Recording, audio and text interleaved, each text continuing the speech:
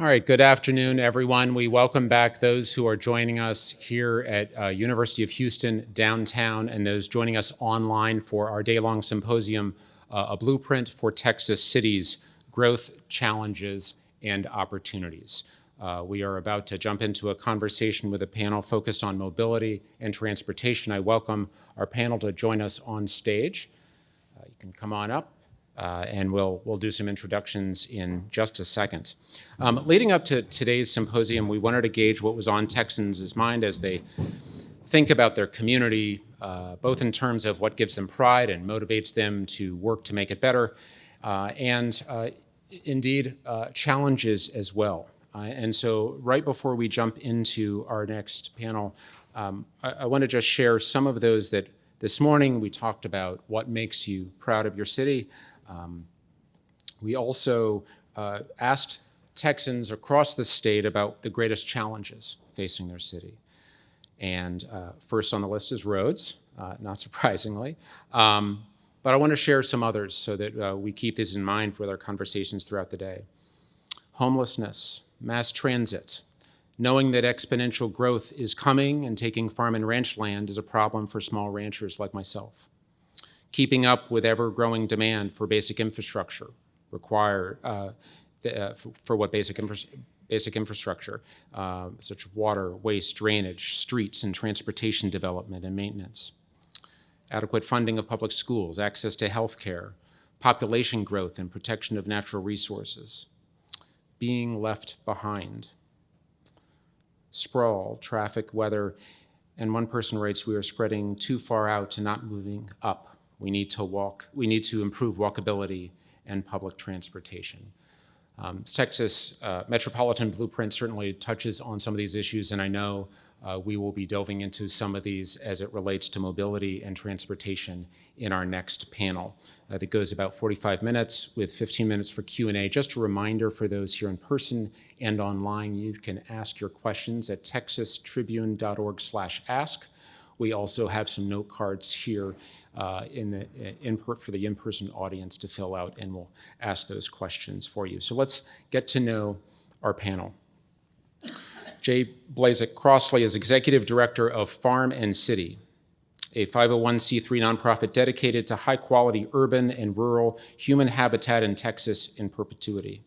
He's dedicated to changing policies to provide affordable access to safe, walkable urbanism connected by high-quality transit.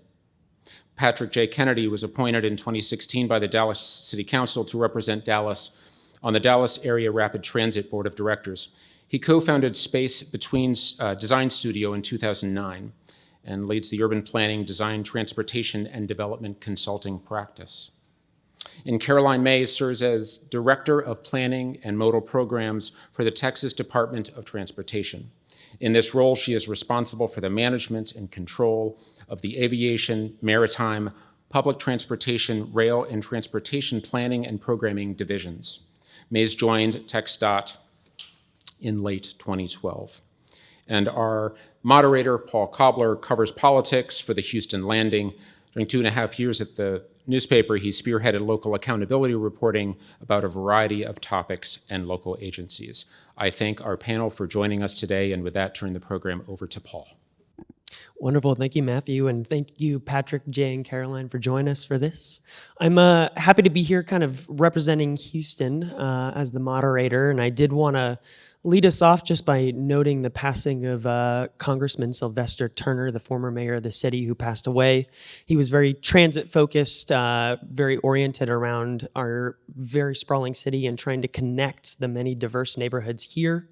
And so I just have been thinking about that. Like there had been a lot of effort to expand our bike lanes, to support the $3.5 million bond in 2019 that Metro wants to use to expand its system. You know, that was really a priority of his while he was in office. serving the city. And so I had just, while we were working on our obituary of him, I was looking at one of his quotes from the 2023 State of the City address, his last one, where he said, "People want to see you in your neighborhood. People want to see you at their events. You have to embrace that diversity, and people have to feel as though you are embracing that diversity." So I was just thinking about that, thinking about kind of ways that we can connect the many neighborhoods in our big cities, but also connect the state of Texas, whether it's our big cities to our rural areas and so on and so forth. So with that, if any of you guys have anything you wanted to add on that, otherwise we can get into it.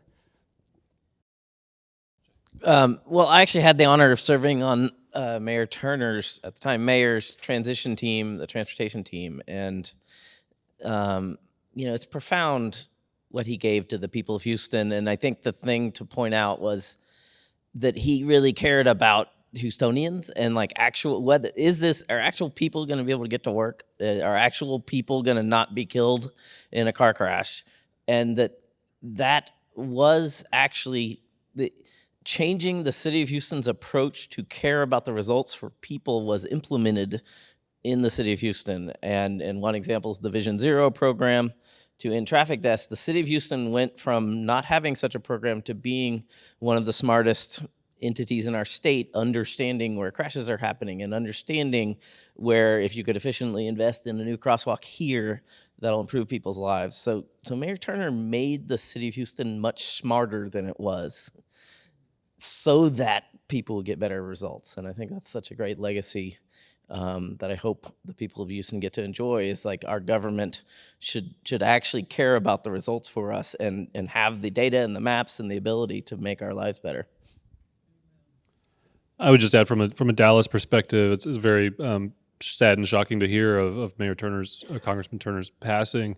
I'm coming from a Dallas perspective, don't know Houston that well, but I've always been jealous of a series of very strong mayors that Houston has had on transportation issues in a row within a strong mayor system, which I've also been jealous of because those mayors were willing to put some budgets together to actually create multimodal streets and complete streets and have the kind of approach that Jay is talking about that I feel like we've been lacking in Dallas and actually need a much better approach from that standpoint. And I think we've been lagging Houston for some time on that.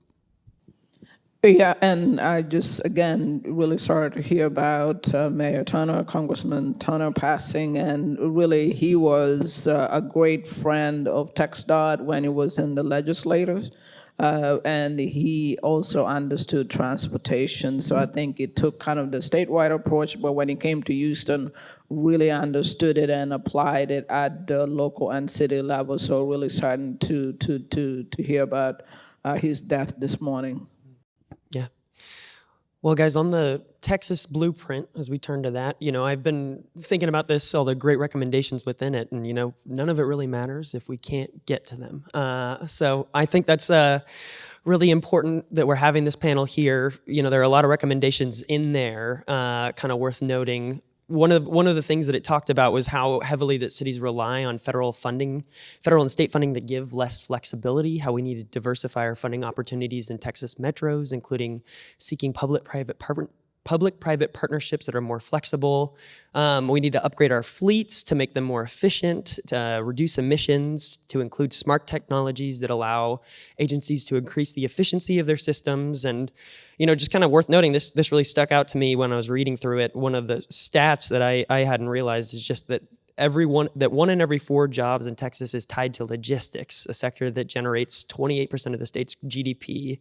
So I think it's definitely worth improving upon, and I think the blueprint makes that point. So, with that in mind, I just wanted to start us off by asking, with the recommendations of a blueprint that are within this blueprint, transit in Texas is already a challenge. I think we're all very well aware of how the roads are, especially in places like Houston.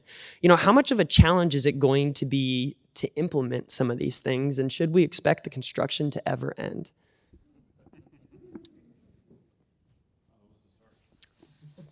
Whoever wants it. We got real challenges. We are a giant state. We're 30 million people going on 40 to 50 million.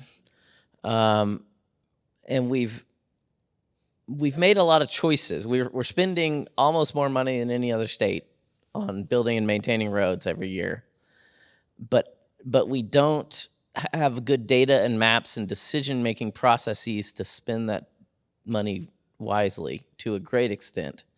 And so to a great extent, we've spent money on building new roads radically differently than basically anywhere else in the world.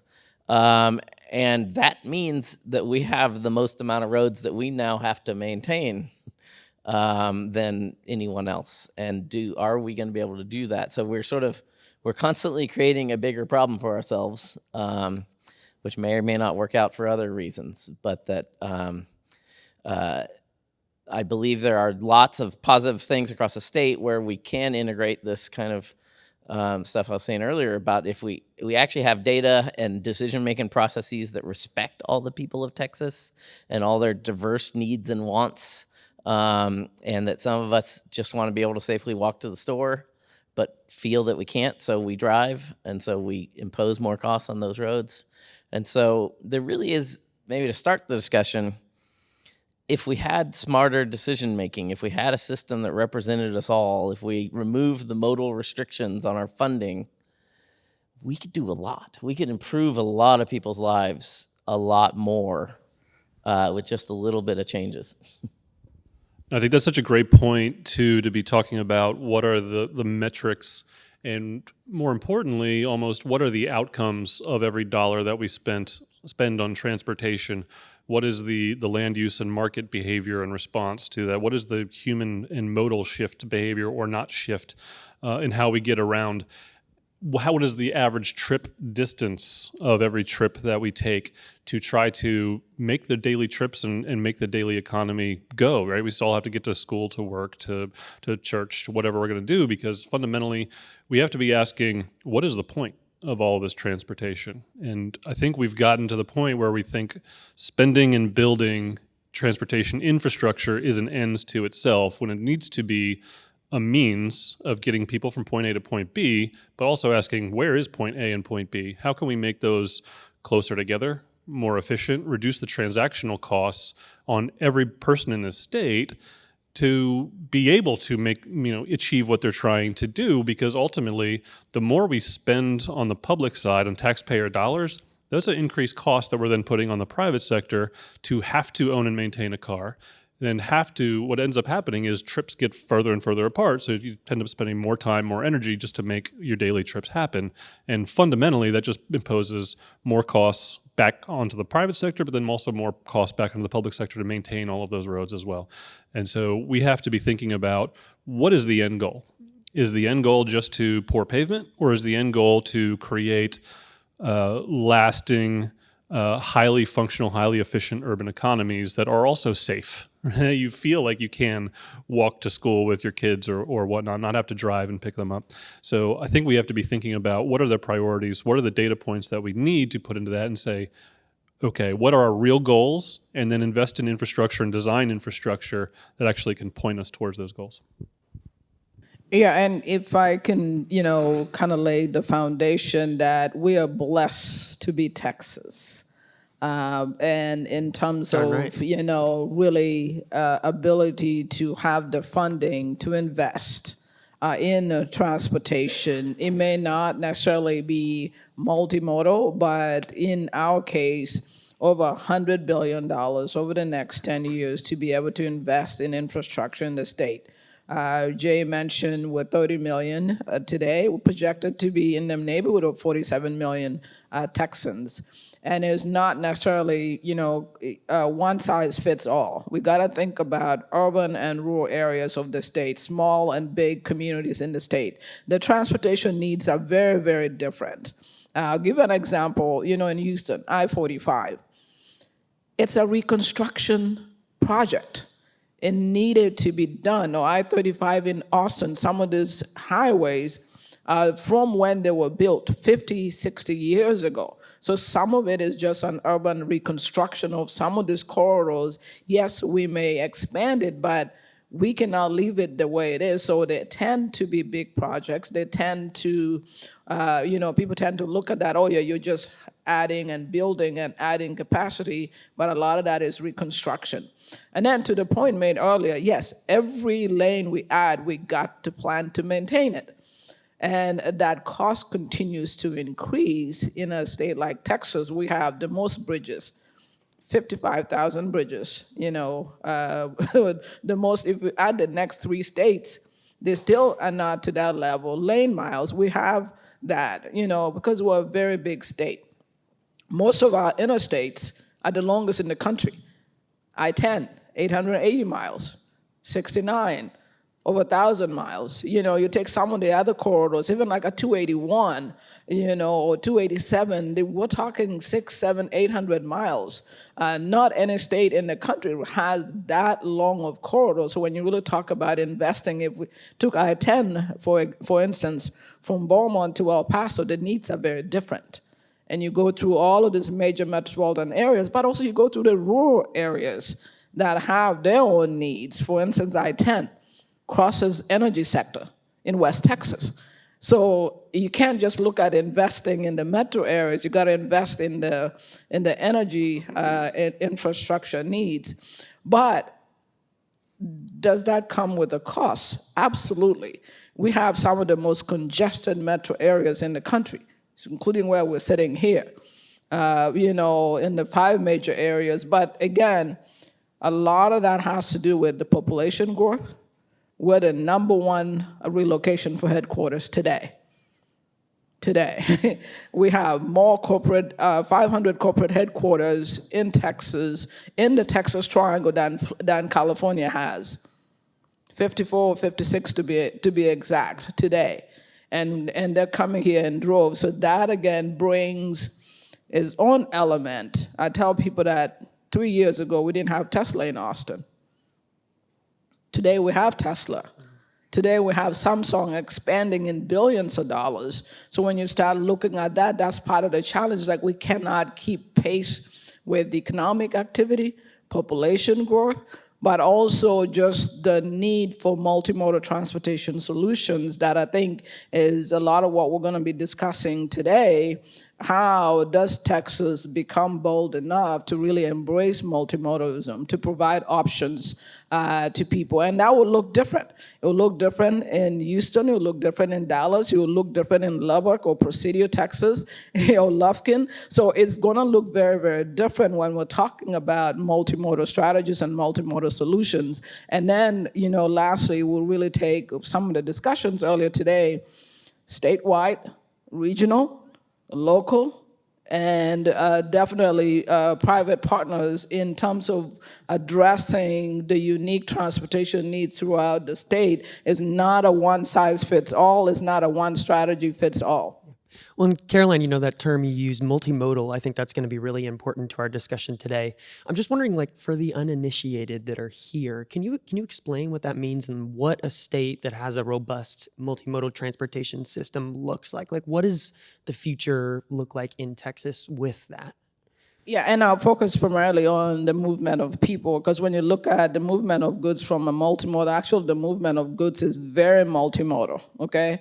Things come on the ports and the ships, they get on a rail, they get on a truck, sometimes they come by air, so it's fairly very multimodal. On the goods movement side is, what's the cheapest cost for me to move my product from point A to point B? He doesn't care about the mode. If highway is the fastest and the cheapest, they're gonna use that because it's available. If rail is the one that, is the cheapest, maybe not the fastest, but, the cheapest, they're gonna use that. And it's available in different variation. Yet, even on the goods movement side, the trucking is the majority of the movement. But when it comes to the people movement side, when we talk about multimodal, is you get up, most of us drove here by our car, but chances are, in your neighborhood, you walk somewhere, your kids walk to school, that's sidewalks, is another multimodal. Somebody decides they want to ride the bike. That's a multimodal. Some of it is recreation, some of it is riding a bike to work. Then the other is taking different forms of public transportation, whether it's taking a bus, taking the light rail here or in the DFW region where you actually have, rail, different types of rail. So yeah, it could be a variation of all of those, carpooling, so all of that is part of the multimodal options. And within the modes, the multimodal options is also trip purposes and trip length. Certainly, you're not going to walk from Katy to here, but you may be able to drive or take a Uber. Uber and Lyft are also part of that now. The ride shares are part of the multimodal movement of people. So that's really what it is. And in a city, it would be different compared to people that live in the suburbs. So within the city, you're going to have different modes for those shorter trips. But if you live outside of the city, then it will be a different. So it's more options and choices. Yeah. Well, and Patrick, from a DART perspective, what does that look like for you? Because you guys have a lot of the same challenges we have here in Houston with sprawl. How do you get those people from the suburbs to the downtown core? Or shift modes. It's interesting. Houston, DFW, San Antonio, these are three of the most car-dependent metropolitan areas in the country. And the choice to use a car to commute or take a whatever trip is pretty much a direct response to the amount and proportion of dollars that are spent on that particular type of infrastructure, car-centric infrastructure. That's what it responds to. Transit responds to different things, a little less so than capital costs. Transit responds to job density in the core. It responds to parking cost. It responds to residential density. And also travel time is part of that too. But that gets to earlier conversation about housing. Dallas is not the densest city in our service area of our 13-member cities. University Park is double the density, and they probably don't have many buildings over 2 stories. And so that's one of the key issues, is that something like 80% of our land is zoned for single family and single family alone in Dallas. And we have to be able to add density so that transportation, multimodal transportation becomes more cost effective and more desirable. And in turn, that makes the land worth more, so that we don't want to just give it away for free parking, which was an incentive then on top of that to get in your car and take the free parking. So part of that densification means once you have higher density, you've got businesses that say, oh, okay, there's 5,000 people that live in this area, that's going to make my business work. So all of a sudden now it starts to allow for more of a mix of uses where destinations become closer and closer and closer together. And we see that. I've done a lot of work in uptown Dallas where 20, 30 years ago, the population was about 2,000 people. It's now 20, 25,000 people in a square mile. And because of that densification, the traffic counts have actually stayed flat.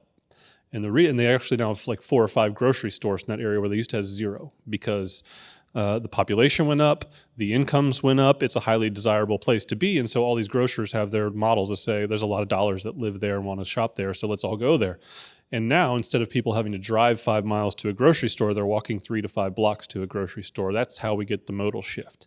And from a DART perspective, we don't care if you're walking, biking, whatever. We want to get people out of the cars. We want to reduce the amount of emissions and pollutants and whatnot. We want to reduce congestion. But it's part of building an entirely different ecosystem, which takes a different paradigm to do so. And that's part of zoning. It's part of how we invest in our infrastructure. But it's all part and parcel of creating that different kind of ecosystem that enables choice. And I think we need to be focusing on empowering people with more kinds of choice to get around. Jay? May I'll jump in there on the sort of what are we talking about here? And going back to the housing discussion is, in a lot of ways, the work that we're also involved in is to get rid of government mandates on how people live and allow people to have options to live the way they want. And we have real problems in our zoning that doesn't let people in Texas live how they want. And similarly, on the transportation side, we are trying to provide people with freedom and the freedom of multimodal access, and we need efficient government to facilitate freedom. I think one of the great ways to talk about this is the Kinder Houston Area Survey is the greatest collection of what the people of a major metro region think about stuff, and it's gone on for 40 years.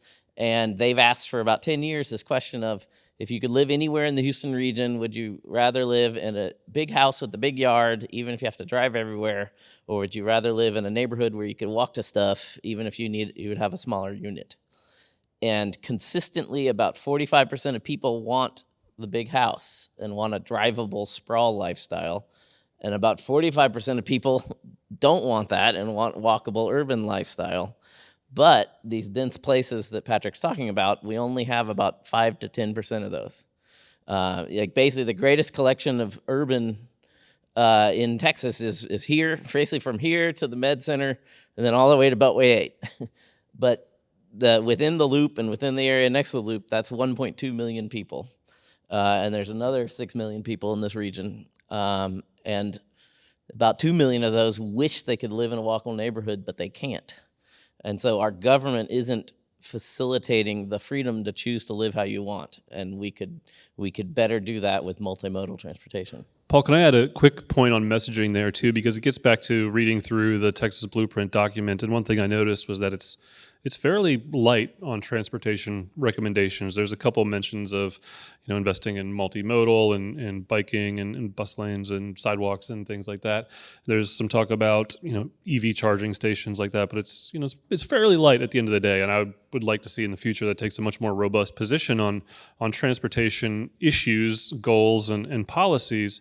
But I think the big thing there is, I think I would suspect if I was those authors, I might be kind of timid about writing about those things because all the things I just mentioned are kind of blue coded in a red state. And at the end of the day, though, where Jay's talking about freedom, we should be talking about good transportation, good city building is about freedom of choice of how you get around and the types of housing you live in, the types of neighborhoods that you can live in. Are you able to afford those places when we're talking about demand outstripping supply? Then prices go haywire in those walkable areas.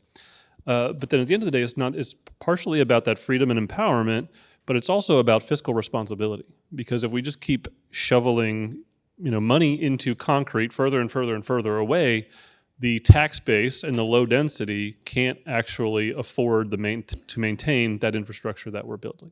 So we have to be much smarter about those investments, which gets back to some of those talking points about data and goals and what we're actually doing from a transportation perspective. Yeah, let me piggyback off that and just pose a question to the three of y'all because I think that is really important here. We are in such a car-centric state. I think public perception is going to matter a lot for doing a lot of these things. So how do you change that public perception in the state to be able to have a robust multimodal transportation system? Carolyn, if you want to start. I'm a urban planner by training, so I'm all about cities, I'm all about density, but I'm also all about balance. And I think from the discussion this morning, most of it, I felt like it was one-dimensional. Really, we need to look at this holistically. You gotta, if you have, for instance, in Houston here, you got a lot of jobs on the I-10 corridor, but where are people? Where do they live?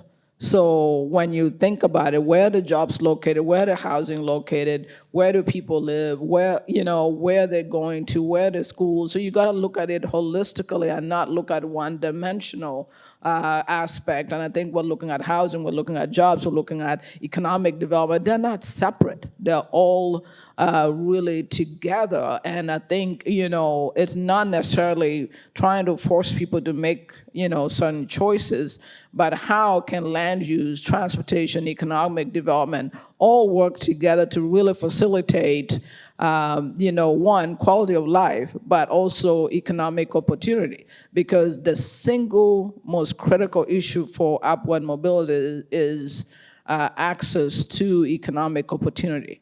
If you're spending more money on transportation to access a job that's 2 hours away, then, it's eating into your pocketbook. So I think, for me, it's like, okay, how can we, and to your point, the blueprint was a little bit, weak on transportation analysis and recommendations, but also integrating the different, multidimensional issues to really be able to help Texas and Texas cities think, rethink, reimagine, how we want to be as Texas, 10, 20 years from now. But also kind of what was missing there was the urban and rural integration. There has to be a symbiotic relationship between rural and urban Texas. look at where the production is, where's the energy being produced, where all of these things being produced compared to the urban areas where, yes, you got 70% of people in the Texas Triangle. Where's the food coming from? Where's the energy coming from? Manufacturing is in the Texas Triangle, but they need that in the other parts of the state. So that symbiotic relationship is going to be important by rethinking, how we as Texas are going to tackle these things, not as an energy issue, as a housing issue or a transportation issue. One response to the question is that Texans are already down, and Texans, if you have a valid survey asking what they want, a majority of residents of the entire Houston region would like to ride a bike and wish they had a chance to ride a bike last week, and also a majority of residents of the region think it's too dangerous to ride a bike. And so I agree. and then there's the sort of roads and transit. There's about 40% of Texans that adamantly think we should spend more money on roads, but we should not spend any money on transit. And there's also about 40% of Texans that adamantly think we need to spend a lot more money on transit and we should stop spending money on roads. However, if you ask people, should your taxes be higher to spend more money on safety interventions or sidewalks, 85% of people are like, well, yeah, clearly we need more sidewalks. And so the way Texans think about these things are different than the perceptions we've been told how we think about things. And then the final point is maybe one of the reasons is that we massively subsidize driving.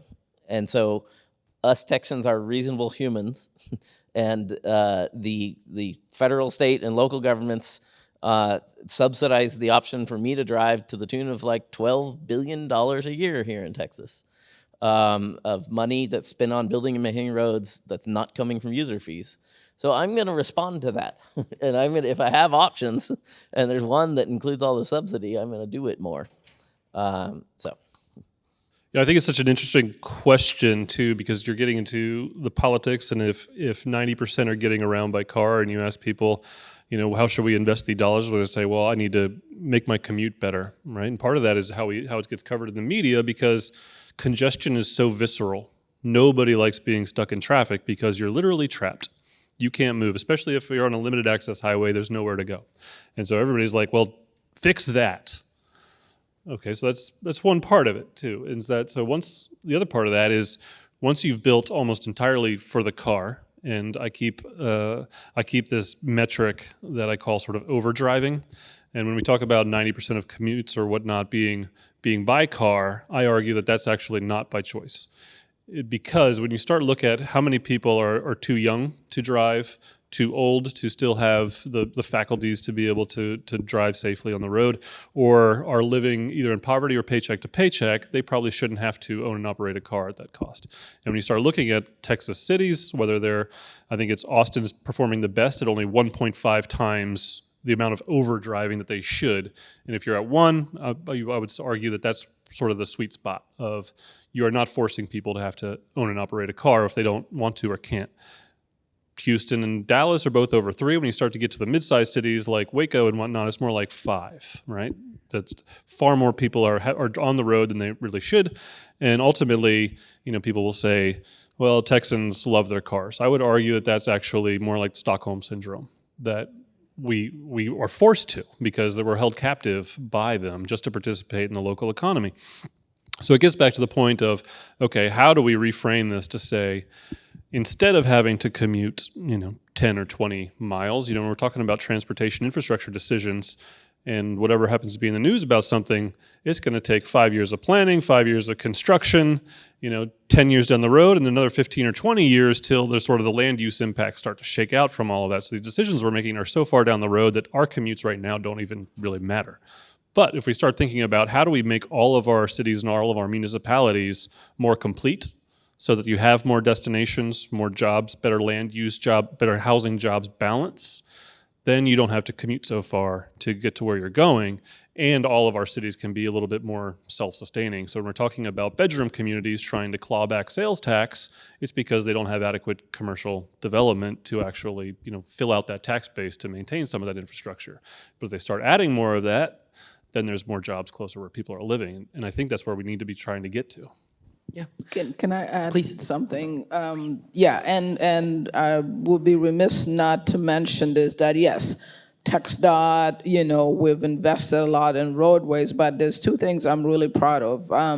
We're in the middle of developing the first ever statewide transit plan. And really, I've been amazed at, the fact that we've been able to engage a community that we've not really been able to engage at a statewide level, regional level, local level, and really the plan is shaping up to help us identify some of the key issues statewide. But also at the regional level. So one of them that has bubbled up, how do we again connect rural to urban, but also connect the Texas Triangle, the 5 Metro from San Antonio, Dallas to Houston. How do we connect, the regions? And then really, again, looking at, okay, what are the options that we can provide for access to jobs? So that every Texan has the ability to access economic opportunity. Then the second plan that we're also doing, which is statewide, is looking at bicycle and pedestrian, facilities and network, which ties into transit, but also ties into a lot of what we're talking about here, that quality of life that, people should have, good quality sidewalks. I think I was telling you during our call a couple weeks ago that I was in Presidio, Texas, poorest county in the state of Texas. And the mayor walked me around and showed me a sidewalk network that they had got a grant for safe routes to school. TxDOT helped them build the sidewalks, and it connected the middle school, the high school, and the elementary school. And he was just sharing with me how those kids used to walk when it rained or there's a sandstorm. They get to school, they're all wet, or they get to school, they're all dirty. And he was just telling me. And then in addition to that, he told me that people are now actually using those sidewalks to jog. There's like mothers group with, strollers and, groups that are now using the sidewalks in that community. In addition to allowing kids to go to school safely, now they're using that as really a place for them to gather and meet. So you can see that infrastructure can go beyond that, and if you work together. So I wanted to just highlight that there are a lot of things that we do as TxDOT that a lot of people don't see, and a lot of it is really at the local level that we work with all the agencies. If I could add to that, just earlier I kind of very broadly said that we're really dumb and we don't know how to invest in things. Broadly speaking, that remains somewhat true. However, what I was saying earlier about the city of Houston under the watch of Mayor Turner learned to be a lot smarter about the needs and how to intervene and how to spend money efficiently. And TxDOT similarly has done what has happened in the last 10 years. We are much, much smarter now. And so the key points are the statewide active transportation plan and the statewide multimodal plan, but other things. There's the TxDOT finally did a very good ADA transition plan in 2022, and we have a map of every single TxDOT facility in the state, whether or not it has sidewalks, ramps, and safe crossings. And we actually know now that the need there, just on TxDOT roadways, is $1.6 billion. And then this takes me to the point of TxDOT and local governments have gotten a lot smarter and learned how to invest wisely or better to make things safer and to give us more options. But our funding and a lot of our policies and our MPO decision-making isn't quite using all that data and smartness as well as it could yet. And so, for example, the annual budget to meet our $1.6 billion need on ADA sidewalks is $25 million a year. And there are some real good explanations. All right, that's not the only money we're spending on sidewalks, but still, that we have data on the need and we're not quite spending the money on the need. And that's where policymakers could use these sort of our ability to be smart to now give people better access and safe options. I don't want to leave you out, Patrick, if you had a second add you have. Sure. Maybe this is a question for Jay, but it's almost rhetorical in that, federal transportation money is remarkably flexible and far more flexible than most people realize.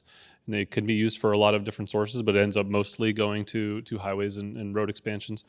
To me, it seems like that is an incredible opportunity for state transportation money to be more flexible and basically say, here, region, here's your pool of the overall budget. You figure out how to spend it and how to apply it. I think that might be an incredible opportunity to allow the dollars to meet the context, to meet the problem that the local MPOs are facing. Now, MPOs have their own kind of issues in terms of representation that I'm sure Jay would love to talk about.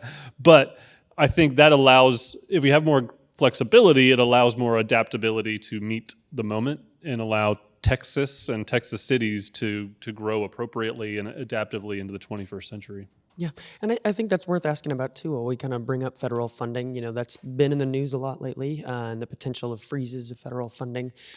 I'm just curious from the three of y'all's very different perspectives to this, but is that something you guys are thinking about and planning around right now? I mean, obviously we don't know how things are going to shake out, but how are you guys thinking about that? Yeah, I can start. Definitely TxDOT and Texas, we get a lot of federal funds. And really right now, we're kind of in the monitoring phase and the implications, et cetera. But again, going back to my comment earlier, we're blessed to be Texas. We're one of the few states, if not the only state, that has more state funds going into transportation. So that is a good thing that, in our case, Proposition 1 and Prop 7 has really allowed us to have a lot of funding, at the state level to be able to still move forward with a lot of our projects. But some of the new federal programs, right now, some are on pause, some are, so there's a lot of uncertainty right now, but what we're doing is just continue to monitor those. But on the transit side, transit gets a lot of federal funds as well. For a lot of even rural transit systems, there's several funding that goes to rural transit system. The MTAs like the DARTs, there's a lot of federal funds that come to those transit agencies.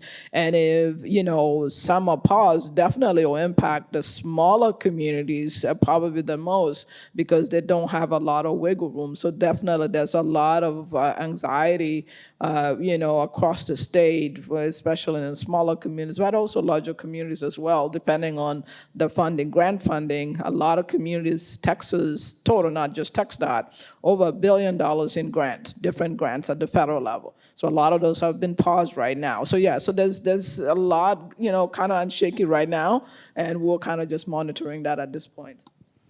Maybe I'll just throw out an example from all that hoopla. My understanding from reading some national reporting is that the moment the federal freeze was launched, state DOTs and governors started lobbying, and it took exactly 36 hours to turn on the Formula Freeway money, and that all the big pots of money from FHWA officially are flowing, and it only took 36 hours to make sure that was fine. Whereas the Safe Streets for All program is an extraordinarily good program for Texans. Hundreds of governments across Texas have gotten these grants to build the data to understand how we can invest to make streets safer for all modes. Midland actually got the city of Midland got a good grant in the first year of this program, and then this year they just now got I think $8 million implementation grant to fix their major corridors. And every metro in Texas, some level of government is getting this money. But that, I believe, the most recent year of those grants, it's unclear. And so it's a weird mess. The one thing I have incredible confidence in is the bipartisan nature of loving to spend infrastructure money without really much thought of the outcomes of spending that money. But when it's small dollars, so I'm loosely connected to a grant that was just won in Dallas, and that's it's $2 million planning grant, and it may be on hold, it may go away indefinitely. That's not going to raise a lot of eyebrows, but like to Jay's point, the big dollars, that's when the senators and the representatives and the governors start getting really cold feet on those kinds of things. And so I think that's going to continue. I doubt there will be a new infrastructure bill next year. My guess would be that they're just going to continuing resolutions in perpetuity like they had been doing for many years until the recent bipartisan infrastructure bill. So my hope and somewhat confidence, let me put it at like a 70% level, is we'll end up being at spending at a similar level through continuing resolutions, which will still have the formula funding for transit services and those kinds of things for the foreseeable future. But I do think this might be a good time to just say, what if we rethought infrastructure from the top down? And maybe to add to Caroline's point, we're spending a lot of money here in Texas. Both the state and local and regional governments have funding sources that are not federal money. And just an interesting thing about the legislature is that things changed in the Texas House some. And there's a new chair of the Texas House Committee on Transportation, which is actually Speaker Dean Chair Craddock. But there's also a new subcommittee on transportation funding, which is chaired by the previous Speaker of the Transportation Committee, Terry Canales. And so it'll be if you're a nerd, it'll be very interesting to watch those subcommittee hearings and watch those discussions of what are we going to do about our state funding for transportation. And basically a lot of good could be done there. And both maintaining our ability to continue having money to pay for these things, and ideally removing restrictions so that TxDOT and local governments can most efficiently provide us all with access. I think we're all nerds if we're up here. Well, I think we're going to turn to Q&A here in just a second, so I'm going to throw it back to Matt behind Thanks, me. Paul.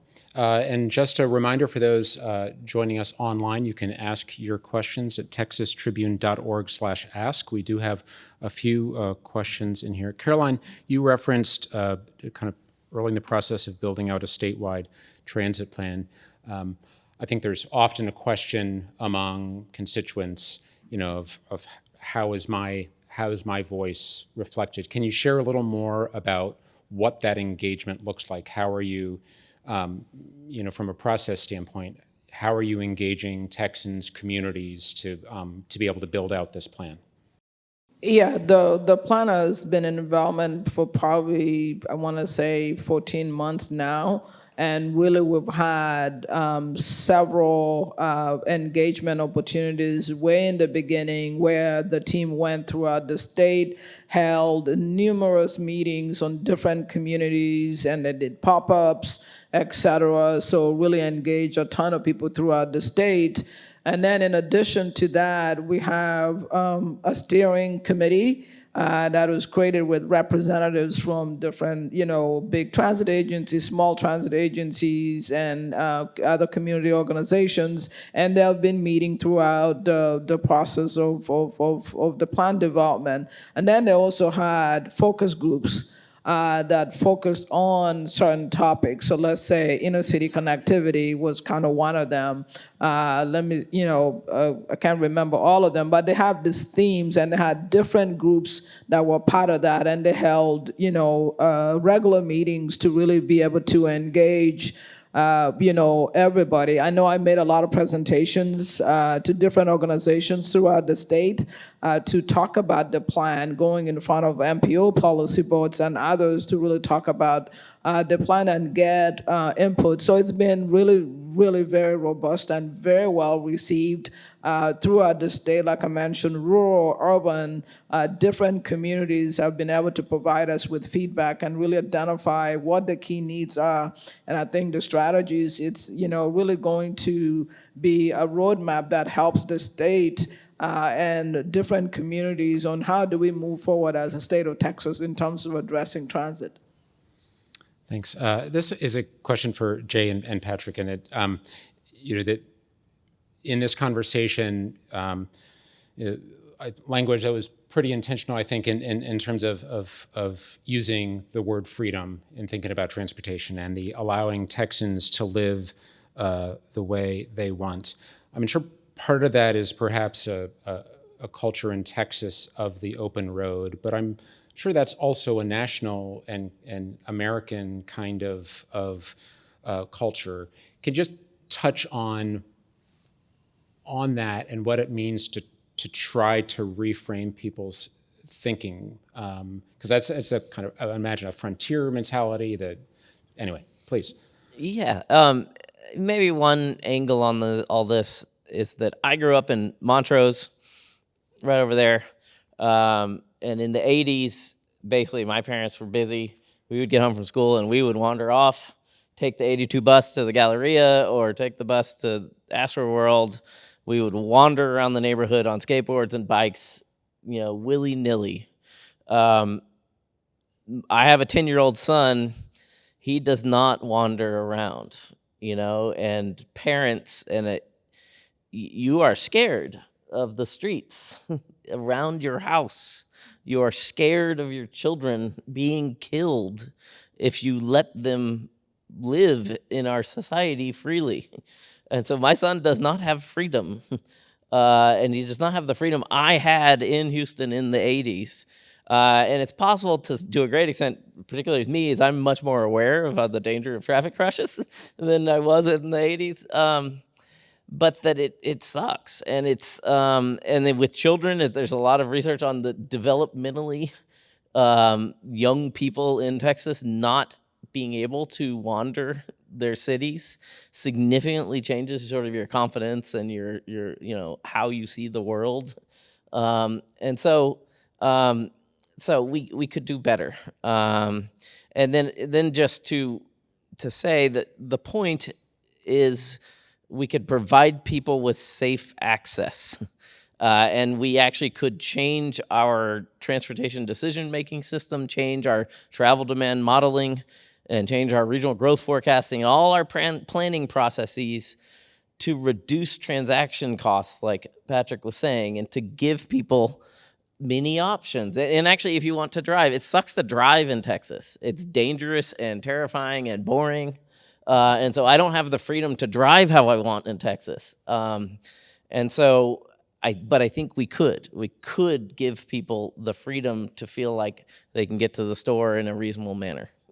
I guess I was just going to say, Patrick, I mean, the other part of open road is that is so often tied to the freedom in an automobile versus other modes of transportation. And it sounds to me as a kind of challenging some of that in a way of really emphasizing what it means to have other kinds of access to transportation. Yeah, I think it's important to think about, if we're going to say, Texans love their cars, yada, yada, Texas is built for cars. Texas cities were not always built for cars, right? You go back to the 1960s and before the interstate highway system, we started investing so much in highways, particularly, speaking from Dallas's standpoint, Dallas was built around railroad and streetcar, and it was growing faster around railroad and streetcar than it has since we started introducing highways. And you look at the commuting data back then, it's much more imbalanced with where it should be, where there is choice. You see that people are driving to work in 1960 about 50-60%, whereas probably where it needs to be. Now it's 90% or whatever. So it's part of that, that's changed, and it's changed because of how we've invested in cities, how we've changed zoning, how we've made parking mandatory on all land uses, et cetera. So that has changed, and that's been a direct result of policy and budgets. The other part of that is the messaging and the branding of, talking about the open road, but also the American dream, right? And I think that's really powerful in that when you get down to it, the American dream was really just a sales pitch to sell cars and to have, the single-family household with the two-car garage. And then that became a lobbying effort to spend more money on more roads so more people have to buy more cars, right? But when I think about it, and I've given a lot of talks about this, is that we need to stop thinking about cities and infrastructure and transportation from the lens of mobility and start thinking about it, how do we invest these dollars into building cities and economies of upward mobility? Because to me, I think that's what the real American dream is to be able to improve your station in life. And to me, I think that's what the real opportunity is. And when we tie that back to what are we doing all this for? What are we talking about transportation infrastructure? When we're talking about the end goals, we need to be talking about what's that purpose. And to me, I think it's how do we help people improve their station in life? Excuse me, Teresa, who we ask people where they call home or where they're from. Teresa from live, Katie, work, downtown Houston, asks, why are home builders allowed to add new housing without sidewalks? Is there zoning that allows or prevents this from being part of new neighborhoods? I mean, I think it's one of the greatest public policy mistakes Texas has made is not building sidewalks. And that seemed a neat idea sometime in the 70s. It's always been a terrible idea, and it sucks, and most Texans don't agree with it. But it's been hard to change. There's not a massive, moneyed constituency behind sidewalks. Building sidewalks is actually one of the most efficient things governments can do. It's kind of, whereas building giant freeway projects, there's huge profits. And so there's not a lobby for sidewalks, but that it's one of the most profound mistakes we've made, and we need state and regional significant amounts of money. We need billions of dollars to be spent on sidewalks in Texas, and the vast majority of Texans agree with that. I think it's worth me adding a little bit to this too. This was a point of debate in Houston just last year where we had these, quote, sidewalks to nowhere, that newer developments were required to have sidewalks built with them, but in kind of more blighted areas of the city that don't have a lot of sidewalks, you were kind of running into this situation where these developments will be built with a sidewalk leading to a patch of grass.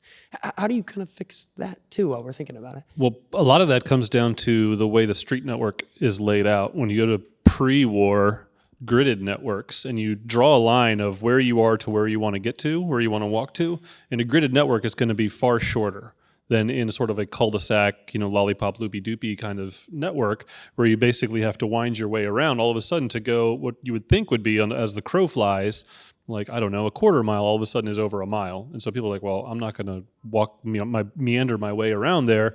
So then the next outgrowth of that is, well, why would we even provide sidewalks then? Because nobody's going to walk that distance.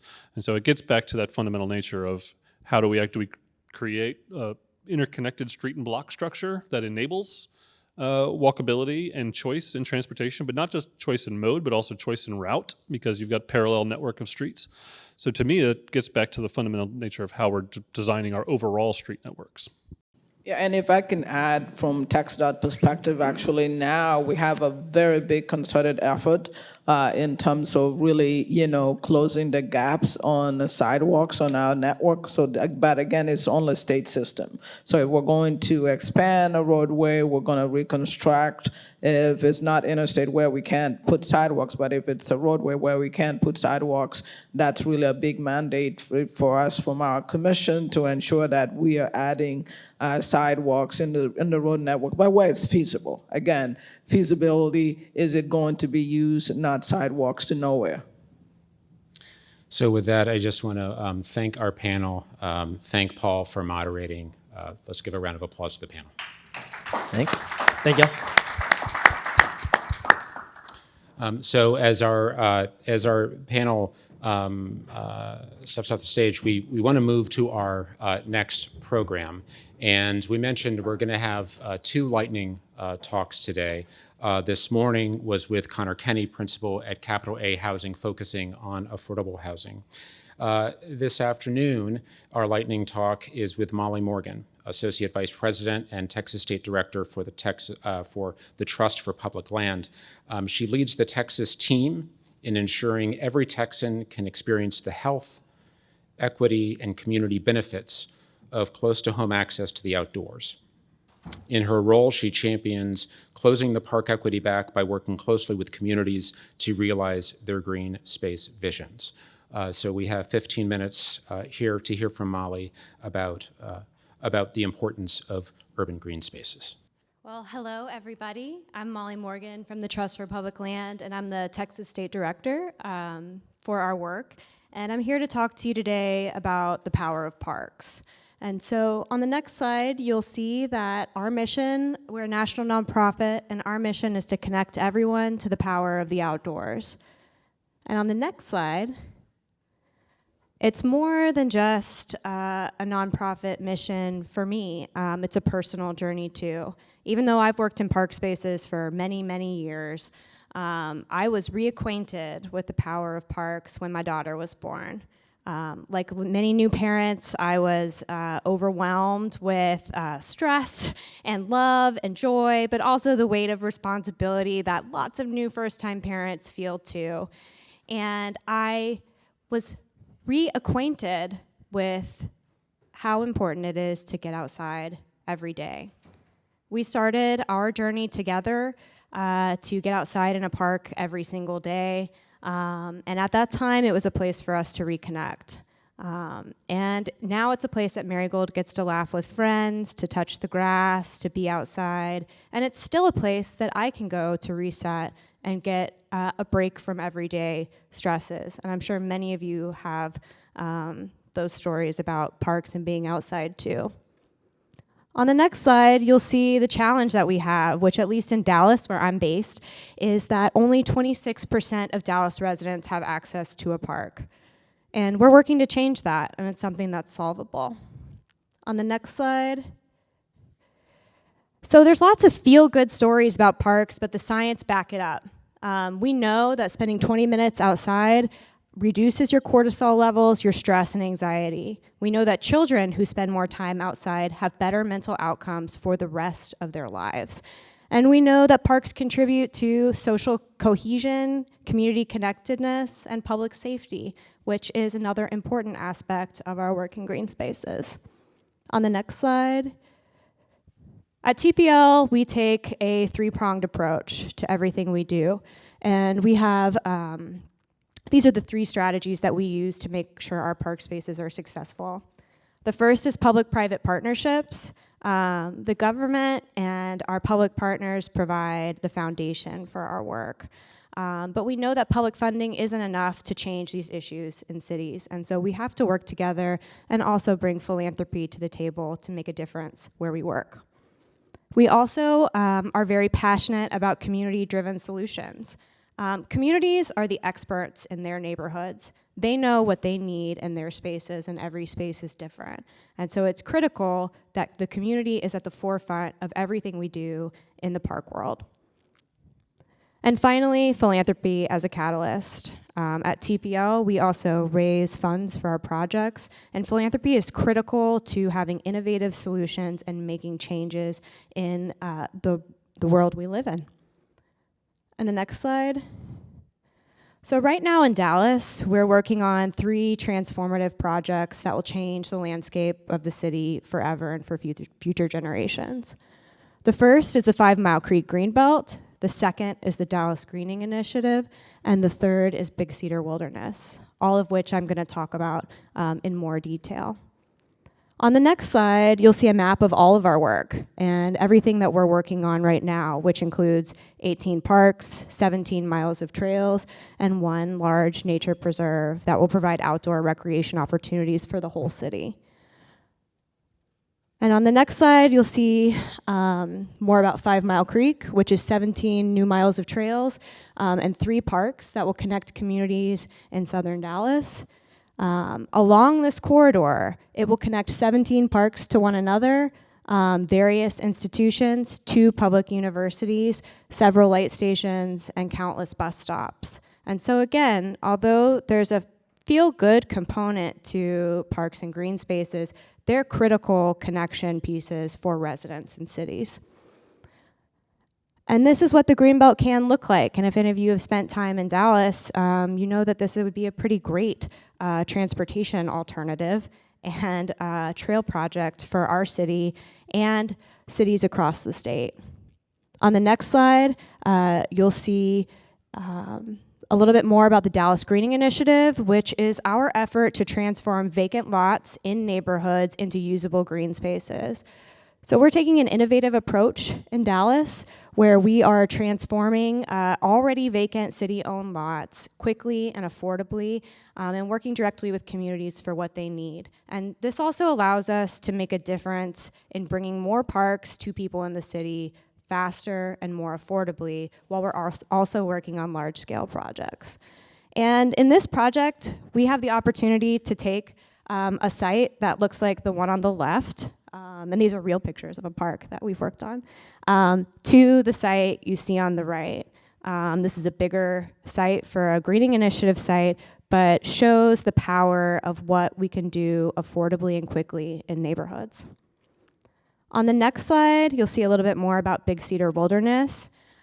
We helped the city acquire 282 acres of pristine wilderness in far southwest Dallas. There were already mountain biking trails on here, but it again provides another alternative and opportunity for people to access bigger nature, more experience in wildlife and wilderness, and more outdoor recreation opportunities. This property was a generous donation that we helped the city acquire, and thankfully that will be preserved for generations to come. We'll go back to the map on the next slide, but I want to highlight here how it's critical to think about the scales of what we're doing in order to make a big impact. Our goal at Trust for Public Land is to address the 10-minute walk and how we can provide more access to people near their homes. And so we can't just work on the big stuff. We have to work on at a neighborhood scale, a trail community scale, and on a wilderness scale to address, one, the need, but two, improve access. And at the end of this project, when we're done with all these projects here, the parks that I've talked about will serve nearly 250,000 people in the city and 70,000 children. On the next slide, I've talked a lot about Dallas because that's where I'm based, but Trust for Public Land does work other cities in Texas, and I would love to talk to any of you about what we are doing and how it could impact your city. But there's a broader issue. It's not just Dallas who is lagging in park access. All Dallas cities could improve their score for their residents. Plano is leading the charge in Texas. They're the #1 park access city in Texas with 82%. Dallas is now at 74%. But 10 years ago, when the Trust for Public Land reopened our Dallas office, we were at 54%. And so with our partners, with advocacy and projects, we can really make a huge difference in cities. Austin's at 62% and Houston is at 61%. Next slide, please. What's exciting about this work is that it is achievable. This isn't a problem that we can't solve. This is a problem that we can solve in cities for people that need it. And while there is need across the board in the cities that we work and live in, everyone deserves to have access to nature close to their home. And everybody deserves to reap the benefits that being outdoors provides. And so I hope that you will join us by following our work, by supporting green space work in your city or supporting Trust for Public Lands efforts. And also, even if supporting us just means getting out and using your local park, we hope you'll do that, and we hope you'll tell us about that. So thank you so much. Again, my name's Molly Morgan. My email is here as well, but I look forward to talking to all of you about more parks and green spaces across Texas.